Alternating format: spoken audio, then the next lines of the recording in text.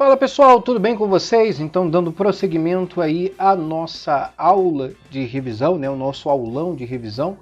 Nessa semana estamos fazendo, desde ontem, né? E vai até sexta-feira aí, revisão do conteúdo para a próxima prova do QTPA. Estamos resolvendo aí a prova, a última prova, né? Do QTPA para técnico em mecânica. Então, todos os dias nós estamos resolvendo ali 10 questões da última prova, tá? Justamente ali para que não fique um vídeo muito cansativo, né, muito longo, porque estamos aqui resolvendo de maneira detalhada cada questão, tá? E desde já gostaria de pedir que você deixasse aqui o seu like, né, e também compartilhasse com seus grupos de estudos, é de muita importância, né, para que você contribua para o crescimento deste canal, tá? E também já falamos no vídeo anterior, mas é importante ressaltar aqui que antes que os alunos perguntem, né, nós demos prioridade na produção do material do CAP. Isso por quê? Porque já faz 3 anos, né, que a Marinha equiparou as provas do CAP e do QTPA. Antes, as provas do QTPA eram muito mais complexas do que as provas do CAP. Mas já tem uns 3 anos que a Marinha equiparou as provas, então fez mais sentido para a gente produzir primeiro o material do CAP. Por quê? Porque desde 2004 até agora foram realizados 14 concursos do CAP, porém do QTPA somente 6. Né? Então a gente deu prioridade ao CAP, porque uma vez que a Marinha equiparou ali as provas, o pessoal que estivesse estudando para o QTPA poderia e deve utilizar o material do CAP, tá bom? Então, primeiro link da descrição, foco na aprovação, CAP QTPA, mecânica, tá bom? Você será conduzido à página onde tem mais explicações sobre este material, beleza? Então, se você está se preparando aí para o QTPA, você deve utilizar esse material sem problema nenhum, tá bom? Galera, então vamos aí resolver as questões de número 11 até a questão de número 20, tá? E vamos lá, tá? Sem mais delongas. Bem, questão de número 11, ele diz o seguinte, né? Uma questão aí de materiais de construção, especificamente falando sobre parte de tratamentos térmicos, tá? Que com certeza não vai cair na sua prova não, vai despencar. Olha só, ele diz o seguinte, que o tratamento térmico que tem como objetivos remover as tensões devidas a tratamentos mecânicos, diminuir a dureza, aumentar a ductilidade, regularizar a textura bruta de fusão e eliminar, finalmente, o efeito de quaisquer tratamentos térmicos ou mecânicos a que o aço tenha sido submetido anteriormente é conhecido como, ou seja, o material vai voltar praticamente à sua condição inicial.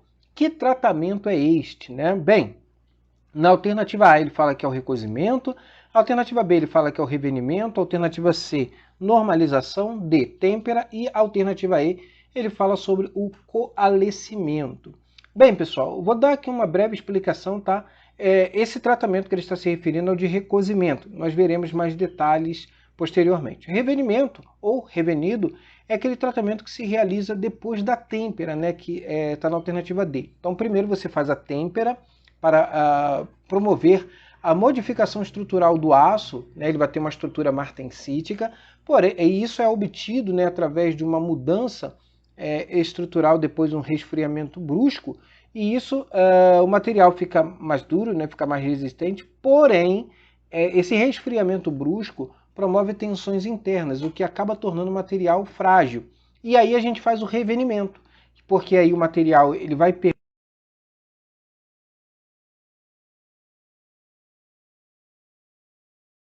tão frágil como ele está, tá? Então o revenimento é realizado depois da têmpera. Aí, ao final, nós teremos ali uma microestrutura que é a martensita revenida. A normalização ele é um tratamento térmico que é utilizado para diminuir a granulação do aço. Ele vai refinar ali a estrutura do aço e isso vai acabar melhorando propriedades mecânicas, ok? Já o coalescimento, ele também recebe um outro nome, né, de esferoidização, que ele basicamente ele é utilizado em ligas de ferro-carbono que contém ali muito carbono, porque o carbono ele faz com que o material fique muito duro, né? E às vezes, por exemplo, quando você vai querer usinar esses materiais, né, por exemplo, no aço com alto teor de carbono, ferro fundido, ele acaba quebrando, né? Então você submete ele ao coalescimento justamente para facilitar a usinabilidade. Não só essa propriedade, tá? Mas outras propriedades também são melhoradas com este tratamento, tá? Então ele está falando sobre o recozimento, vamos descrever um pouquinho mais sobre o recozimento, tá? Então, já citado, bem, o recozimento ele consiste em um processo em que a peça passa por aquecimento, a sua temperatura de austenitização, né? A gente vai mudar a estrutura de cúbica de corpo centrado para cúbica de face centrada em função do material tratado e após por um resfriamento lento, que pode ser realizado dentro do próprio forno, tá? E normalmente é realizado dentro do próprio forno. Você desliga o forno e permite com que o material resfrie juntamente com o forno, tá? Então ele se dá dessa maneira aqui. Trouxemos aqui um gráfico tempo-temperatura para vocês verificarem. Então, nós elevamos a temperatura, tá? Lembrando que essas linhas AC1 e AC3 são linhas identificadas dentro lá do nosso diagrama ferro-carbono. Aquecemos ele e aqui temos a região do recozimento, tá? E depois nós resfriamos ele lentamente. Bem, são objetivos do recozimento: remover tensões decorrentes de tratamentos mecânicos a frio ou a quente, reduzir a dureza, aumentar a usinabilidade, facilitar o trabalho a frio, regularizar a textura bruta de fusão e também eliminar os efeitos de quaisquer tratamentos térmicos ou mecânicos anterior, tá? Exatamente como descrito no enunciado da questão. Por isso está correta aí a alternativa A. Questão de número 12. A figura abaixo representa a união de duas chapas por intermédio de um rebite de diâmetro igual a 25 mm. Calcule a tensão de cisalhamento no rebite quando a união é submetida a um carregamento Q igual a 25 kN e assinale a opção correta, dado π igual a 3. Né? Então a gente vai considerar aqui π sendo igual a 3. E quando você observa aí as alternativas, todas as respostas estão em megapascal. Nós precisamos lembrar que megapascal é Newton por milímetro quadrado. Ok? Então vamos lá determinar aí qual é essa tensão de cisalhamento. Lembrando que o cisalhamento ele ocorre ali no plano, né, de corte do material, diferente lá da tensão normal, que ela ocorre perpendicularmente ao plano a ser considerado. Então, olha só.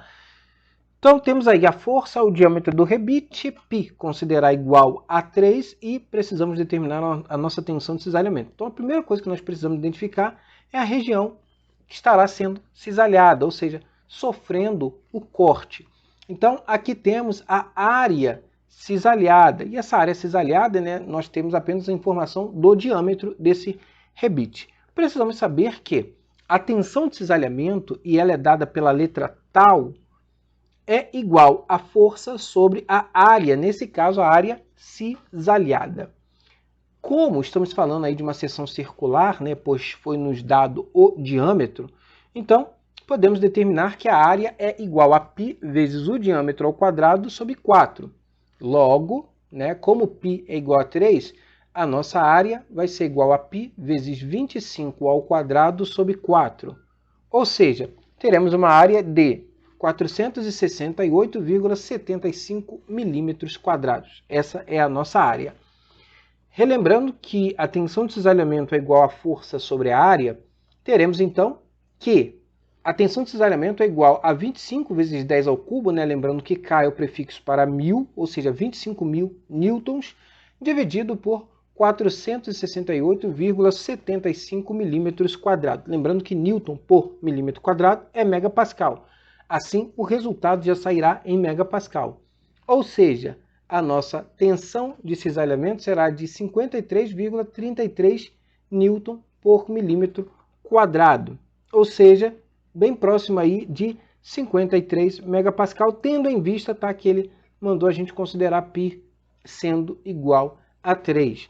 Bem, e se você observar, todas as alternativas, né, as respostas estão muito distantes uma das outras. Então a única opção que você teria para marcar aí seria, de fato, a alternativa B, 53 megapascal, se restasse alguma dúvida. Mas tem casas decimais ali, mas observe que todas as demais alternativas, as respostas estão muito, né, distantes deste valor. Por isso a alternativa B é a alternativa correta, ok? Pessoal, vai deixando aqui embaixo, tá, as suas dúvidas, porque nós iremos respondendo, ok? Se você está tendo dificuldade com alguma disciplina em especial, se esses vídeos que nós estamos fazendo aqui, esse aulão, né, de revisão tem te ajudado, pode deixar aqui também aqui embaixo nos comentários, tá? Lembrando que material, foco na aprovação, primeiro link da descrição.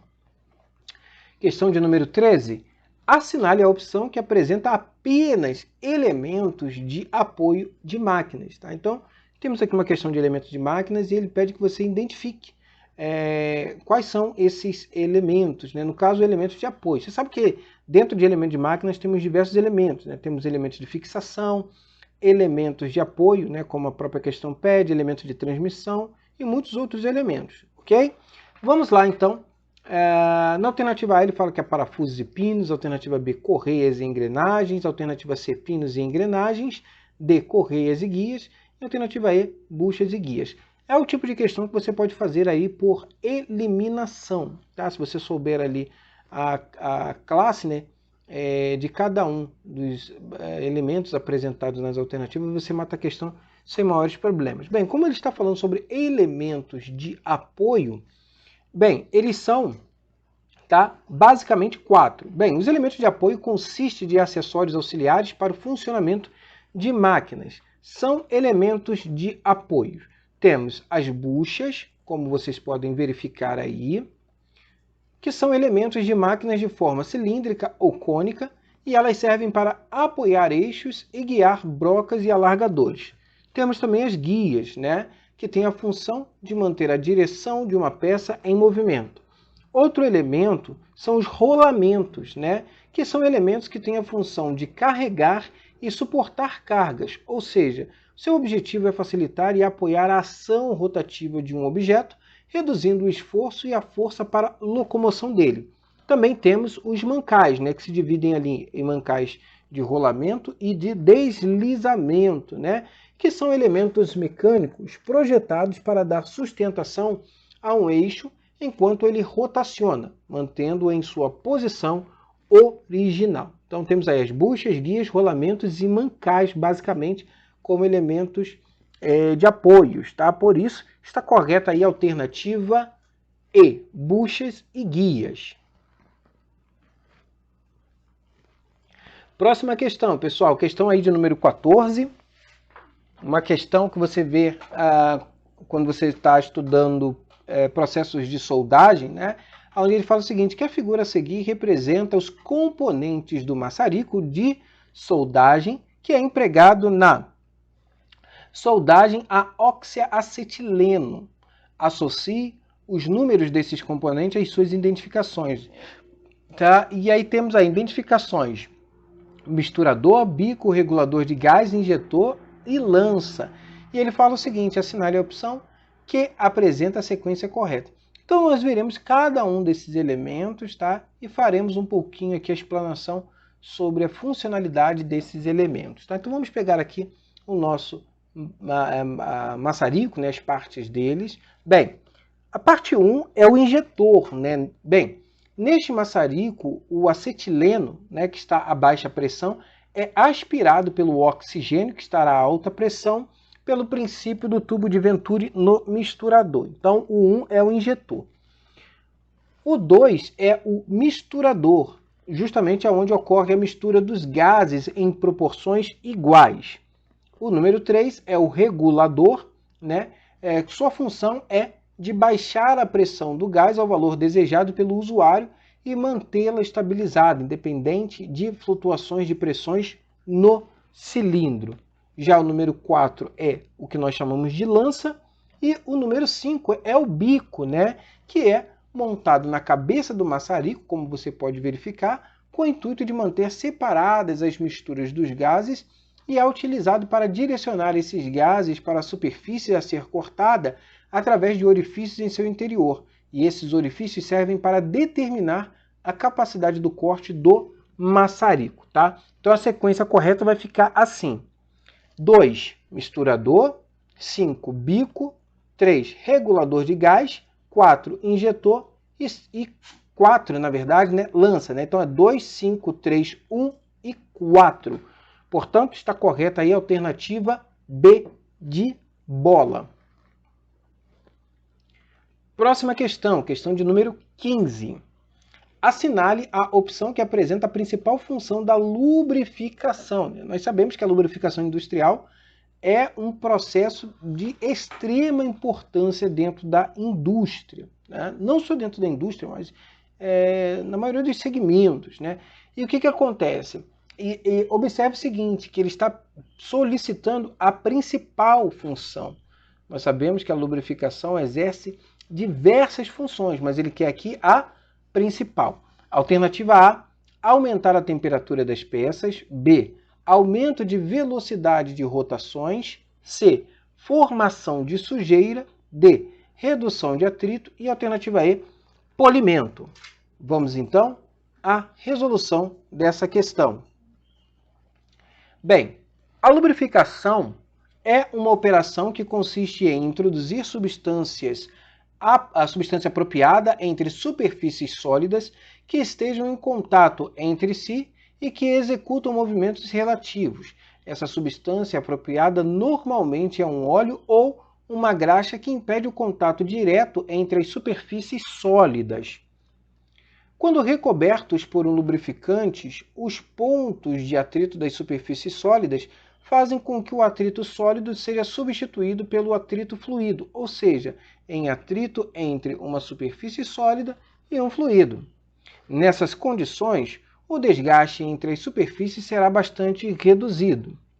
Além dessa redução do atrito, outros objetivos são alcançados com a lubrificação se, por exemplo, a substância lubrificante for selecionada corretamente. Bem, teremos o seguinte: menor dissipação de energia na forma de calor, redução da temperatura, pois o lubrificante também refrigera, redução da corrosão, redução de vibrações e ruídos e redução do desgaste. Portanto, está correta aí a alternativa D, né? Redução do atrito. Não é função da lubrificação aumentar a temperatura, também aumento de velocidade de rotações, formação de sujeira e polimento. Quer dizer, é uma questão tranquila que você conseguiria aí matar por eliminação, ok? Próxima questão, questão de número 16. Novamente aí uma questão que trata de lubrificação industrial, e ele diz o seguinte, que em relação às graxas lubrificantes é correto afirmar que. Então ele faz aí afirmativas, né? Por exemplo, na alternativa A ele fala o seguinte, que são compostos químicos que, adicionados aos óleos básicos, reforçam algumas de suas qualidades. Alternativa B, são uma combinação de um fluido com um espessante, resultando em um produto homogêneo com qualidades lubrificantes. Alternativa C, o desempenho de uma graxa não depende de seu método de fabricação. Alternativa D, a consistência das graxas é medida por meio de um método de aparelho chamado viscosímetro. E alternativa E, não estão sujeitas à oxidação. Vamos então à resolução dessa questão rapidinho. Bem, falando um pouco sobre as graxas, né? E a graxa lubrificante ela pode ser definida como uma combinação semissólida de produtos de petróleo e de um sabão ou ainda uma mistura de sabões adequada para certos tipos de lubrificação. Porém, a definição que amplia o conceito é a de combinação de um fluido com um espessante, né, como citado em uma das alternativas, resultando em um produto homogêneo com qualidade lubrificante, podendo variar desde o estado semifluido até sólido. A ASTM, né, nas suas definições, considera a graxa como um lubrificante sólido a semifluido, né, podendo variar aí, proveniente da dispersão de um agente engrossador em um líquido lubrificante. As graxas são empregadas em pontos onde os óleos lubrificantes não seriam eficazes, né, face à sua tendência de escorrer, ainda que se tratassem de óleos muito viscosos. A gente sabe ali que quando há um aumento da temperatura, o óleo ele fica menos viscoso, né? Aí imagina só a sujeira que iria fazer em determinados componentes, né? Então, como você pode ver aí, né, nesse sistema aí de transmissão entre engrenagens, está sendo utilizado ali graxas ao invés de óleos, né? É conveniente também utilizá-los onde se pretende a formação de um selo protetor, evitando desta forma a entrada de contaminantes. Geralmente as graxas amolecem durante os serviços, recuperando a sua consistência, que é a principal propriedade das graxas lubrificantes, quando deixadas em repouso. Tá? Então, quando falamos de graxa, não estamos falando de viscosidade, estamos falando de consistência. Bastante cuidado com isso, que as bancas costumam trocar esses dois conceitos. Viscosidade, a gente está falando sobre os óleos, e consistência, a gente está falando sobre as graxas, ok? Portanto, aí na questão de número 16 está correta aí a alternativa B de bola. Questão de número 17. Assinale a opção que apresenta o elemento de máquina que transmite movimento de rotação entre eixos por intermédio de polias, né? Então já estamos falando aí sobre elementos de transmissão. Alternativa A, guias. B, correias. C, engrenagens. D, parafusos. E alternativa E, pinos, né? Então, é bem tranquila a questão também, que dá para você fazer aí por eliminação, né? Mas vamos falar aí sobre este elemento, né? E para facilitar aqui, né, para você relembrar alguns conceitos, nós vamos fazer o seguinte, vamos falar sobre cada uma das alternativas. Por exemplo, na alternativa A ele falou que são as guias, e já vimos, né, a função das guias, que são elementos de máquina que têm como função manter ali a direção de uma peça em movimento. Por exemplo, numa máquina industrial, como uma serra de fita, a guia assegura a direção da trajetória da serra. Esse é um exemplo, tá? Então, portanto, está incorreta aí a alternativa A. Já na alternativa B, ele falou que são as correias, né? Que são elementos de máquina que transmite movimento de rotação entre eixos por intermédio das polias, batendo exatamente como dito no enunciado. As correias podem ser contínuas ou com emendas. As polias são cilíndricas, fabricadas em diversos materiais, podendo ser fixadas aos eixos por intermédio de pressão, de chaveta ou de parafuso. Portanto, está correta aí a alternativa B.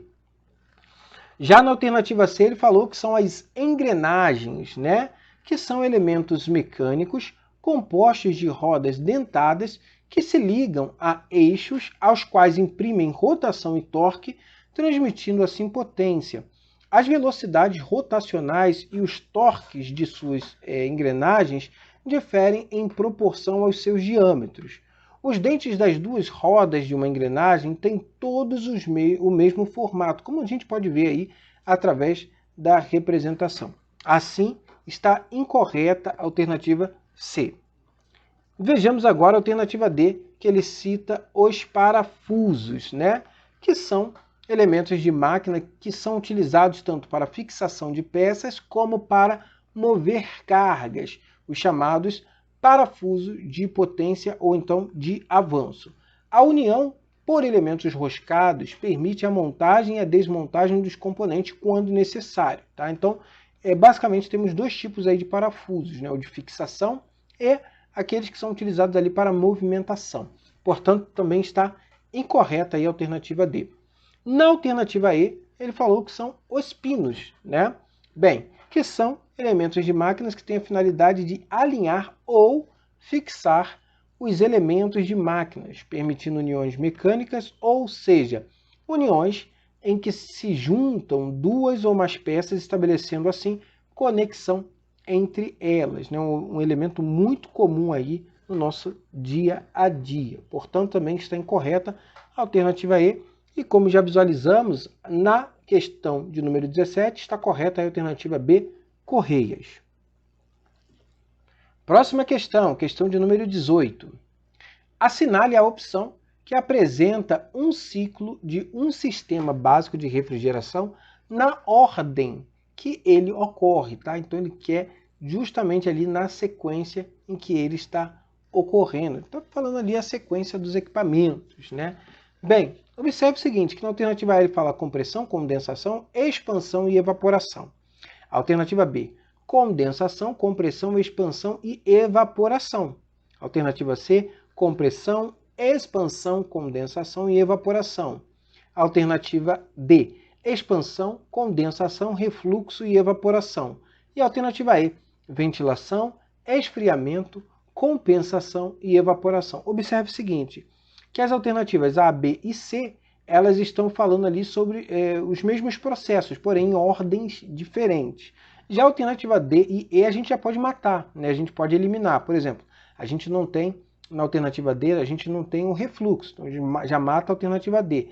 Na alternativa E, por exemplo, ele fala sobre a ventilação, esfriamento, compensação. A gente já mata também, tá? Então só nos resta aí a alternativa A, B e C. Então, qual é o problema da questão? Você precisa saber a sequência, tá, em que o processo estará acontecendo. Então vamos aqui relembrar como que se dá o processo aí de refrigeração através de um ciclo básico. Então estamos falando aí sobre 4 componentes básicos.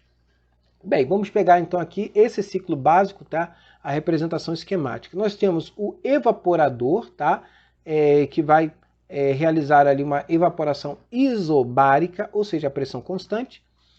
Posterior a este processo, nós teremos ali o compressor, uma compressão isentrópica. Depois nós temos o condensador, que irá realizar uma condensação isobárica. E depois nós temos ali a válvula de expansão, uma expansão isentálpica, tá? E este aqui é o gráfico que relaciona ali a pressão e entalpia, tá bom? Então, temos ali, quando fala de expansão isentálpica, está falando que a entalpia, nesse ponto, é constante, tá? Então, o processo correto é esse, essa é a sequência correta. E analisando as alternativas, nós iremos verificar que está correta a alternativa A, compressão, a condensação, a expansão e a evaporação. Por isso está correta aí a alternativa A. Já a questão de número 19, ele diz o seguinte, que o processo de fundição sob pressão consiste em forçar o metal líquido sob pressão a penetrar na cavidade do molde, chamado matriz. Com relação às vantagens associadas ao processo de fundição sob pressão, assinale a opção incorreta. Então, observe que ele quer a opção incorreta sobre o processo ou sobre as vantagens, né, que estão associadas a esse processo de fundição específico, né, processo de fundição ali sob pressão. Na alternativa A, ele diz o seguinte, que produção de formas mais complexas que no caso de fundição por gravidade. Alternativa B, produção de peças de paredes mais finas e tolerâncias dimensionais mais estreitas. Alternativa C, baixa capacidade de produção. Alternativa D, produção de peças praticamente acabadas.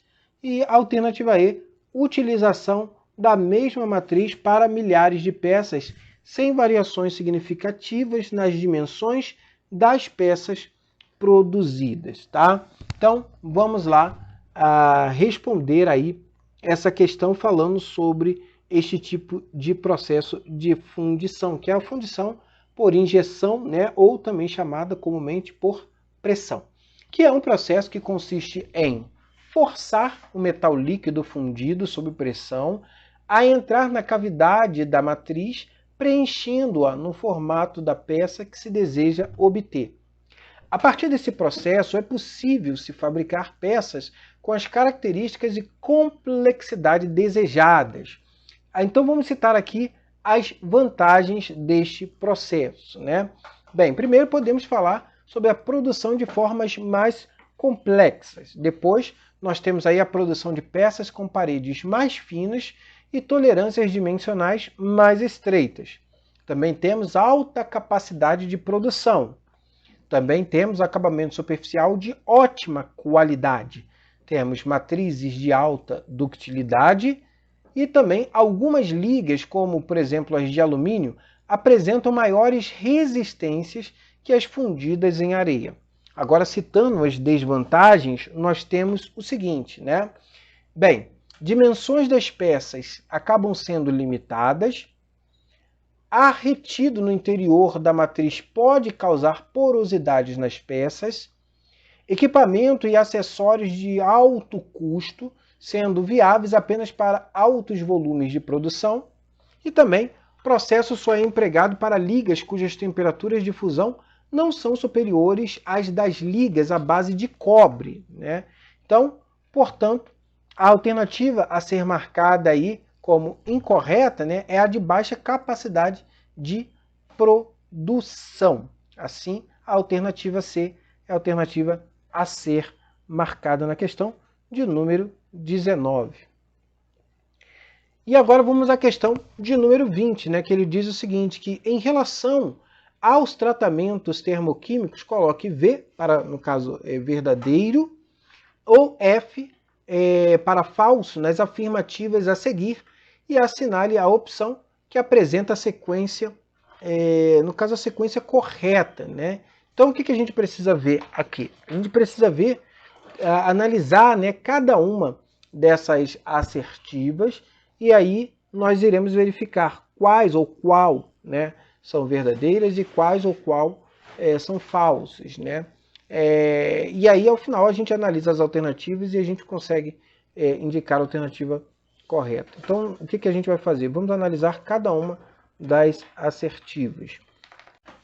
Na primeira assertiva, ele diz o seguinte, que a nitretação permite, além da obtenção de elevada dureza superficial e elevada resistência ao desgaste, melhorar a resistência à fadiga, à corrosão e ao calor, né? Então, vamos ver aqui no que consiste a nitretação, né, que consiste ali no enriquecimento superficial de nitrogênio, tá? Guarda esse nome, que se combina ali com certos elementos dos ácidos, formando nitretos de alta dureza e resistência ao desgaste. As temperaturas de nitretação são inferiores às da zona crítica e os ácidos nitretados não exigem têmpera posterior, tá? Esse é um benefício aí da nitretação. Você não precisa realizar têmpera posterior, que já não ocorre lá na cementação, né? Você faz a cementação e depois você tem que fazer a têmpera ali, tá? Então, o tratamento é feito em atmosfera gasosa, rica em nitrogênio ou em banho de sal. Portanto, é verdadeira, ou verdade, né, o que se diz aí na primeira afirmativa. Na segunda afirmativa, ele já fala sobre a cementação e diz que nesse tratamento termoquímico, a temperatura do tratamento não deve ultrapassar os 500 graus Celsius para que a estrutura austenítica esteja em condições de absorver e dissolver o carbono, né? Vejamos que, na verdade, o tratamento de cementação ele consiste ali no enriquecimento superficial de carbono, de peças de aço de baixo carbono, e a temperatura de aquecimento é superior à temperatura crítica, e as peças devem ser envolvidas por meio de carbonetante, que pode ser sólido, né? Por exemplo, o carvão gasoso, que são as atmosferas que são ricas ali em CO, ou líquido, né? No caso banhos de sal, à base de cianetos. E a peça cimentada deve ser posteriormente temperada, já citamos isso anteriormente. Então, quando ele fala ali superior à temperatura crítica, né, que é justamente ali a temperatura acima, né, dessa de 500 graus Celsius, porque nessa faixa de temperatura o aço ainda não teve a sua estrutura cristalina modificada para CFC. Lembrando ali que os aços, que a menor temperatura por exemplo, para os aços eutetóides que eles podem ter a sua estrutura modificada é de 723 graus Celsius, né? Então 500 ele não modificou ainda a sua estrutura, então tem que ser acima disso. Por isso é falsa a segunda assertiva. Na terceira assertiva, ele diz o seguinte, que antes da cementação, os aços devem ser normalizados para permitir usinagem, pois após a cimentação, somente operações de retificação podem conferir as dimensões e tolerâncias definitivas. Vejamos. Bem, os aços para cimentação, além de teor de carbono relativamente baixo e eventualmente apresentam alguns elementos de liga em baixos teores, devem possuir granulação fina para melhorar tenacidade tanto na superfície endurecida como no núcleo. Antes da cimentação, os aços devem, sim, ser normalizados para permitir usinagem, pois após a cimentação, somente operações de retificação podem conferir as dimensões e tolerâncias definitivas, ou seja, é verdade, tá? Então, o que foi dito aí nesta afirmativa é verdade.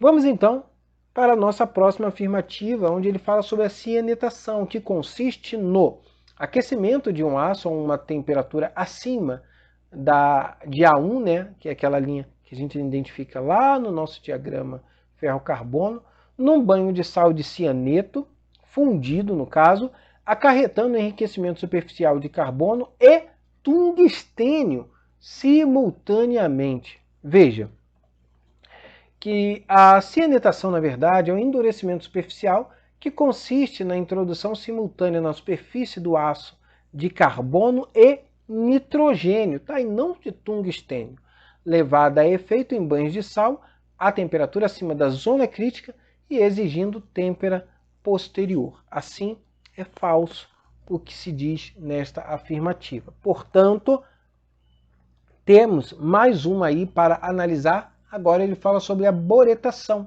né, que consiste ali na introdução por difusão do elemento boro, né, o próprio nome já remete a isto, na superfície do material, originando boreto de ferro com dureza muito elevada. E assim, né?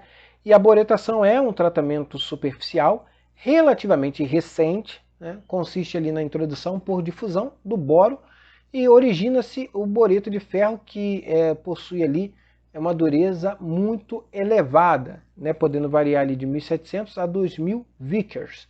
O processo é realizado em meio sólido constituído de um granulado composto de carboneto de boro e de um ativador, né? Fluoreto duplo de boro e potássio. Portanto, é verdade o que se diz nesta afirmativa. Tá? Portanto, está correta aí a alternativa A, que nos apresenta a seguinte sequência: verdade, falso, verdade, ou verdadeiro, né, como você queira, verdadeiro, falso, falso, verdadeiro. Beleza?